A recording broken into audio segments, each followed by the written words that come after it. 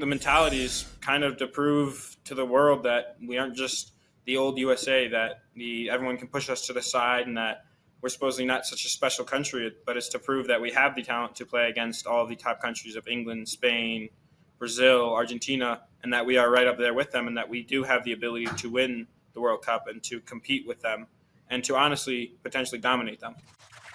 Welcome in, everybody, to a very special interview here on Call It What You Want. I'm Jimmy Conrad alongside Tony Meola, and we have a very special guest with us, Chase Adams. Now, Chase, before we get into your incredible exploits for the U17 national team, how are you doing right now? You're in Costa Rica for qualifying for the U17 World Cup. I'm doing great. Nothing really to complain about. Beautiful weather. Not quite as cold as where I'm from, Chicago, and nice little warmth. Yeah, shout out to Naperville, by the way, where you're from. All right, so Chase, we buried the lead a little bit. You scored 10 goals against the U.S. Virgin Islands yesterday in the first game of qualifying. We also have St. Kitts and Nevis and Cuba in this group. We got to be on top to qualify for the expanded U17 World Cup. 48 countries will now be participating. So it's important for us to get a lead and wins and score a lot of goals. You had 10 of them. That's pretty impressive, young man.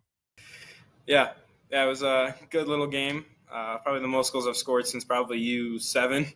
So quite a fun time for me, and I'm excited for the group. So Jimmy, I got to set it up first before the game. So Chase, just about 48 hours prior to the game, he and I we have something in common. We both had food poisoning before the game. I was struggling to get out of bed 24 hours later. Chase decides he's going to get out of bed and he's going to go and score 10 goals in this game. So there's the difference between the two of us. And you can see how special the day probably was for him. But Chase, talk about, you mentioned 7 years old was probably the last time you did this. What was kind of the messaging from your manager, Gonzalo Segueras, at halftime of this game? Yeah, obviously I think it was 14-0 at half, and honestly our biggest thing was maintaining what we wanted to do and trying to improve on everything and focus on the small details, such as finding specific passes, finding certain areas of the field, and trying to tune our different game plays and game plans. That way we can still exploit them, and then potentially, and when we qualify for the World Cup, we're more prepared for it. All right, so Chase, you scored 10 goals last season in MLS Next Pro with Columbus Crew 2, and you just got one. I mean, you had a hat trick in 4 minutes, man. You're absolutely crushing it. So obviously confidence is a hell of a drug, as we like to say here on the show, or at least I like to say. Now, what do you take from this particular first game that you can take into the one against St. Kitts and Nevis moving forward, and Cuba, ultimately? I think the biggest thing I'm going to take is that I have the ability to finish, and that we have the ability to do stuff in the final third, and we're able to create for everyone. Like I wasn't the only one that scored 10. Maxie had 4. Everyone else had a few assists and goals, which is really nice. Even a center back, which rarely happens. But obviously it was good. The biggest thing I'm going to take away is the confidence to finish, and now to take all my opportunities with Cuba and St. Kitts and Nevis and score as many as I can. Chase, tell us something about this group. What's the mentality of this group? Obviously, you guys are all young players. Our viewers probably haven't seen all of you play just yet. They will at some point, but just tell us about the group. Yeah, I think the mentality is kind of to prove to the world that we aren't just the old USA, that everyone can push us to the side, and that we're supposedly not such a special country, but it's to prove that we have the talent to play against all of the top countries of England, Spain, Brazil, Argentina, and that we are right up there with them, and that we do have the ability to win the World Cup and to compete with them and to honestly potentially dominate them. Okay, he said old USA tones. I'm pretty sure he was talking about you and not me, but I heard it, Jimmy. I heard it.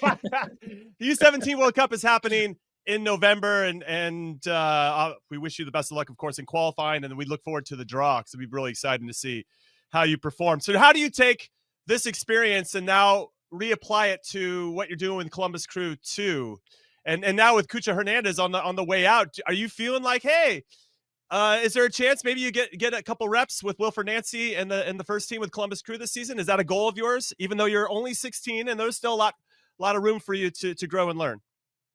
Yeah, the biggest thing I'm going to take away is honestly the same thing I said before, is the ability to score goals. And I know I've always had it, but just the clinical ability, and then also kind of just the selfishness, and kind of my job as this forward is to score goals. So honestly, I do hope this year with Kucha on the out, Christian on the out, maybe that clears out a spot for me this season to get a few minutes, maybe a few rotations. We're trying to manifest it. We're trying to manifest it for you. One can hope, yeah. That's right. If you will it, it is no dream, as they like to say. Yes. Really quick about your goals.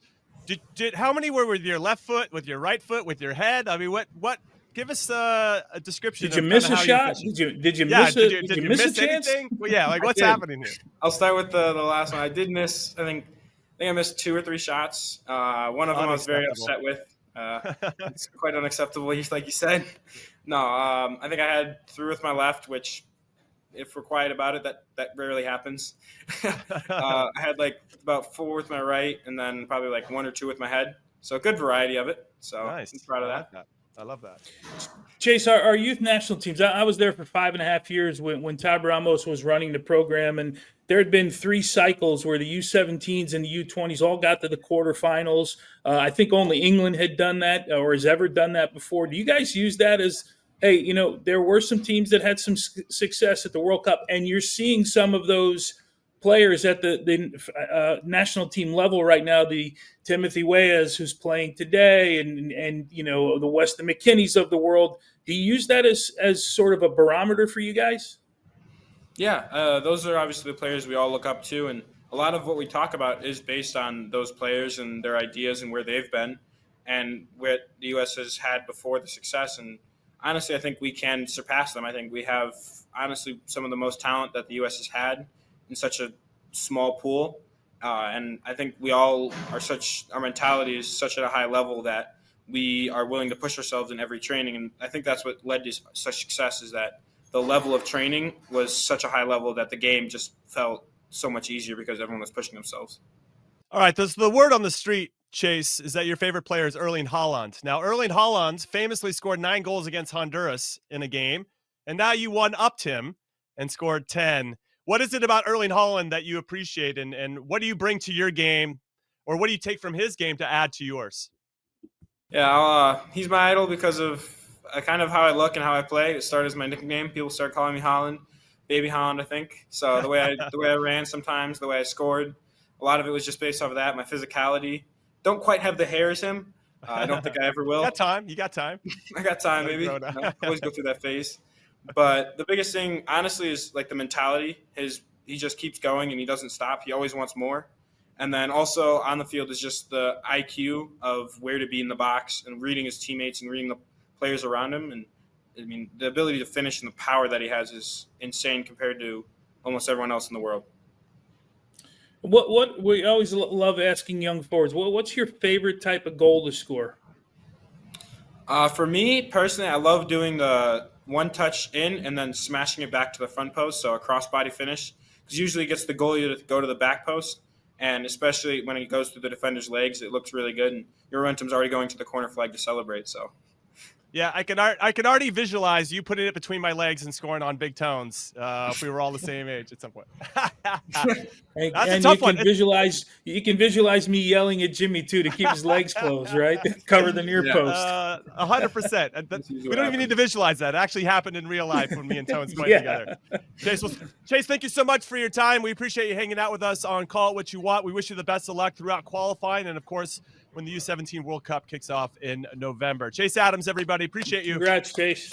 Thank you. Have a good one. You're still here?